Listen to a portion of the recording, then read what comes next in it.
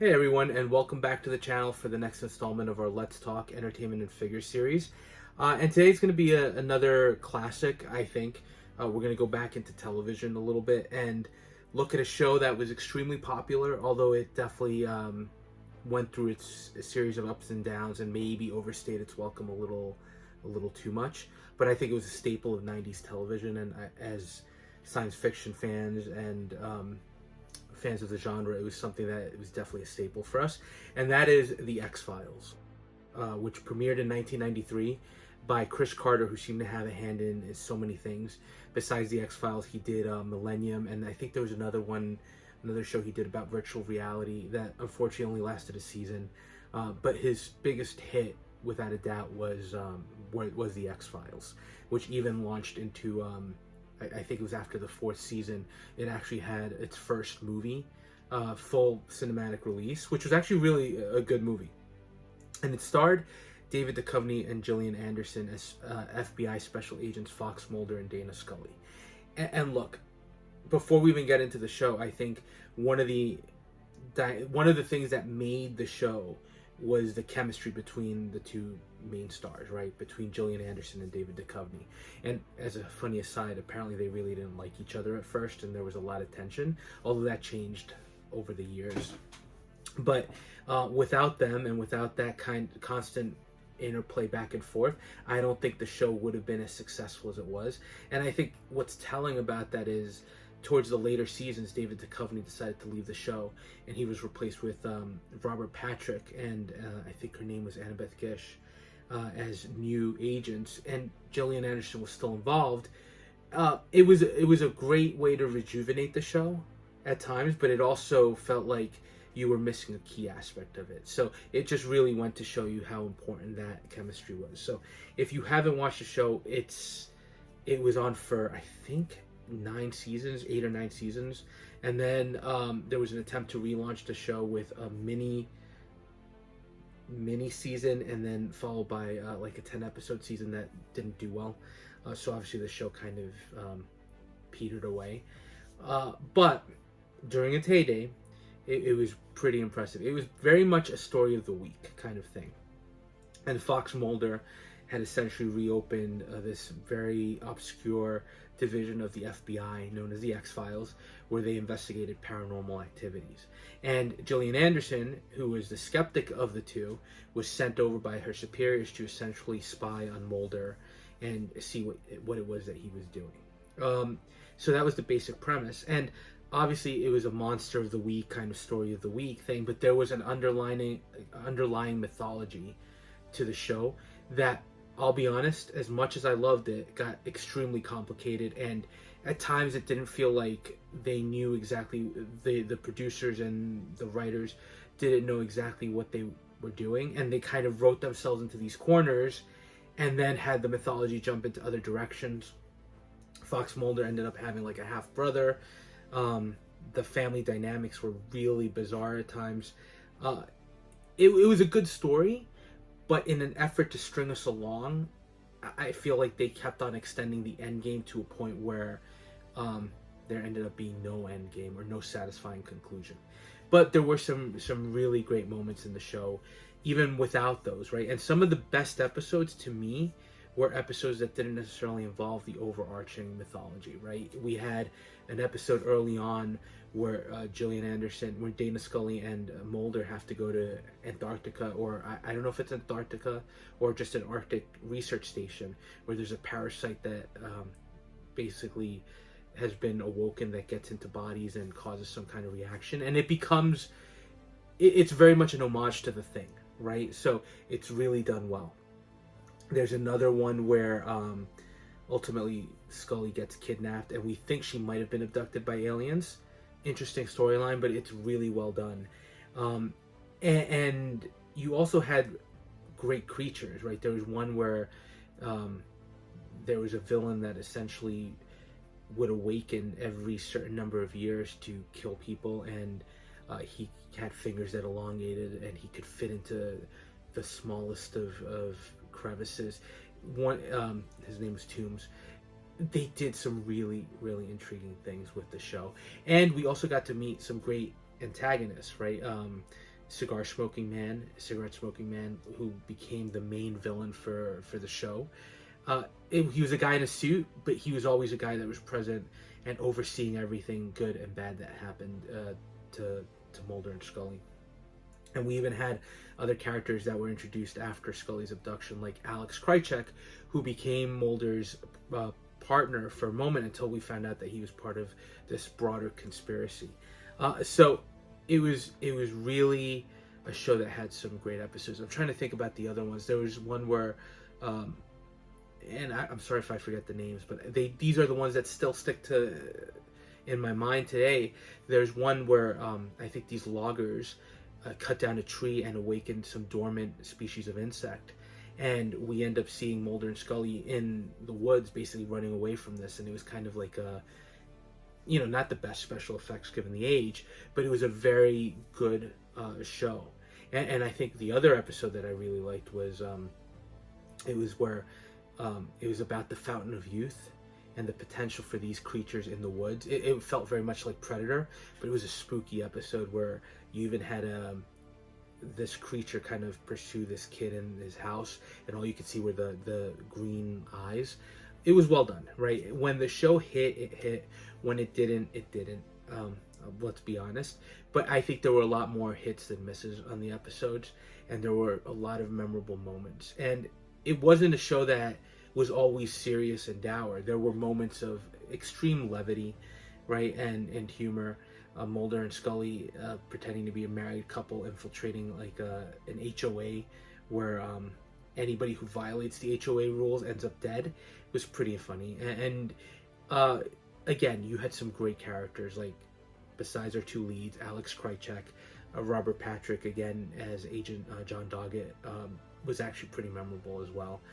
Cigarette smoking man, Mitch Pileggi, who played the assistant director in charge of the X-Files, Skinner. It was a great cast that really came together. And the movie itself, if you haven't watched it, it helps if you'd watched some of the show to be familiar with what was happening. But it's a movie that is very interesting, very well done. A lot of tension in it. And as a fan of the show, it really delivered some great moments. Although, again, it's the moment where Mulder sees an actual flying saucer, an actual UFO, and then it felt like the next season it was kind of pushed aside, and I'm like, we actually got proof, or he actually saw something, and then we're just pushing it aside. So that's kind of the track that the show took. Now, as far as figures, this is an actual interesting story, because I skipped a lot of the early figures that Sideshow did. Sideshow had a line of 6-scale releases, right, which included Mulder and Scully, obviously. Then they had a variant version of Mulder in tactical gear from the episode Home. If you're familiar with the show, you know that one I think only aired once on television because of the content. And then they have one which is variant Dr. Scully in Scrubs. They did the Smoking Man, they did Alex Krycek, they did John Doggett, and they did Frank Black, who was the character from Millennium who had crossed over onto the show for an episode or two. So I think that was it. They might have done a few others, but that was the core of it. So a decent showing, but again, given the age of the show and when Sideshow was doing this, if you go back and look at the sculpts, they're not sculpts that have held up well. And if you're familiar at all with the Sideshow bodies from any of the Indiana Jones figures, they tend to get loose and not be the best. The tailoring isn't great. Right, if you wanted the characters, you had them, but compared to modern day figures and 6-scale collecting and how far we've come, they weren't that great. So, a decent line, but in need of an update. And that update came in the form of 3-0, who actually gave us a version of Mulder and a version of Scully in 6-scale format. And when we talk about collecting mistakes, this is one of them, right? I looked at the sculpts and stupidly thought to myself, there could be something better down the line. And instead of thinking, it was a different point of time in my collecting where I was focused elsewhere. And while I really liked the show, I thought I can always come back and pick these up, which was the first mistake I made, right? But it's a chance we always take in the collecting game. So I took that chance. And they were available for a time, right? They weren't super expensive figures, They had great accessories, right? Multiple looks as well. The sculpts weren't the best. I don't think they were the best. I think they were better than what we got from Sideshow, but they weren't on a Hot Toys level where the likeness was immediately, you knew who it was. They were decent, but not so much. So I always thought I can always go back and pick them up. And of course they sold out. And you can still find them on the secondary market for a time. Now, unfortunately, these figures are retailing for upwards of $500 or $600, which, when we talk about worth and value, clearly they're not figures that are worth that much money or should be valued that highly. But because they're so limited and there aren't that many, that is what they cost. So the question that I have to ask myself now is, as a collector, is the value there for me? Is it worth me paying that much money for Mulder and Scully? And what always gives me a little pause with these is, especially with third party, I don't know that anybody's going to touch this license anymore. I'm still a fan. I still go back and rewatch some of the episodes now and then when I have like 40 minutes to spare. Sometimes I'll thumb through and I'll watch one because they're still enjoyable, right? Even if with the outdated tech and even with the outdated special effects, I still enjoy it. But do I think anybody else is going to touch the license? I think, unfortunately, especially even with the relaunch, the X-Files is pretty much done. There is, I don't know if it's a rumor, but I think there is a remake that's coming out. Somebody's actively working on a remake. I don't know if it's a continuation or just a relaunch of the series with new leads. I'm curious to see how that goes. I think for me, it's going to be a little jarring having the X-Files without Mulder and Scully, or more specifically without David Duchovny and Gillian Anderson. I'm open, right, to seeing a relaunch and seeing what happens.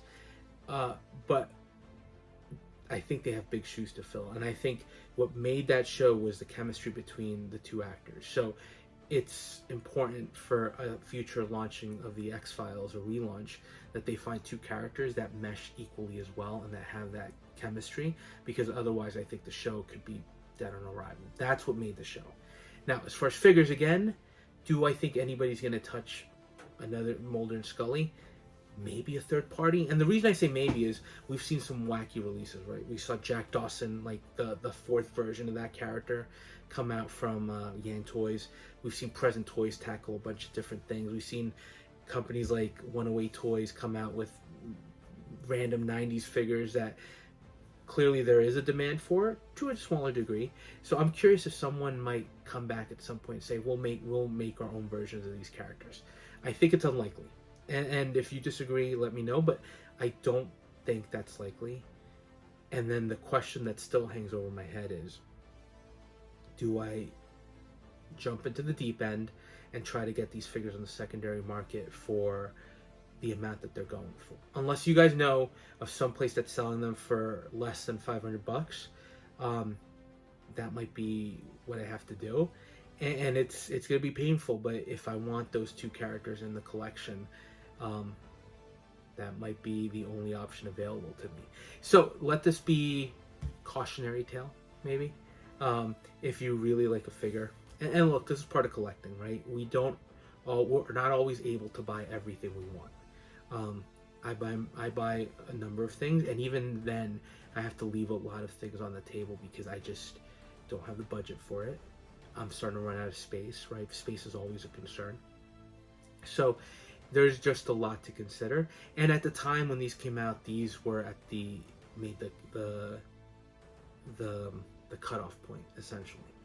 And now, in retrospect, which always happens in collecting, you go back and you think, could have, should have, would have, right? And I should have bought these. Because I go back and watch the show, and I'm realizing how much I really like the characters, and that's really how I collect. So to have those two in the collection would have been awesome. And I missed out. And that's something that, again, just let it be a cautionary tale. Sometimes you have to think about that when you're making a decision to pass on a figure or not. Because if you do pass at the more reasonable price for other pieces, and then you do want to get these, you have to deal with the secondary market. And it's not always forgiving. So, X-Files, another great 90s show. Really something that I think stayed around for longer than it should have, and as such, we ended up getting less value to the IP, especially today. But still a great show, and something that I'd like to have those two lead characters from. I'm not being greedy and saying I want Alex Krycek, John Doggett, or any of these other ones. At the end of the day, they're just people with suits, right? So not the most complicated figures to make, right? But if somebody were to make new versions, I'd jump over those. And otherwise, I think my only option is to take the plunge and say, you know what, eBay, here I come. But let me know your thoughts on the X-Files overall, and let me know your thoughts about the figures and what you've seen. Again, I don't think there's any real potential on having future releases from this line, so I think what we have is what we're gonna get. But let me know if you feel differently. And again, this is the 6-scale collecting world, so we never know what's gonna come our way. So let me know your thoughts again. As always, thanks for watching, and if you're enjoying the content, please consider dropping a like, comment, or subscribing, and we'll touch base on the next video.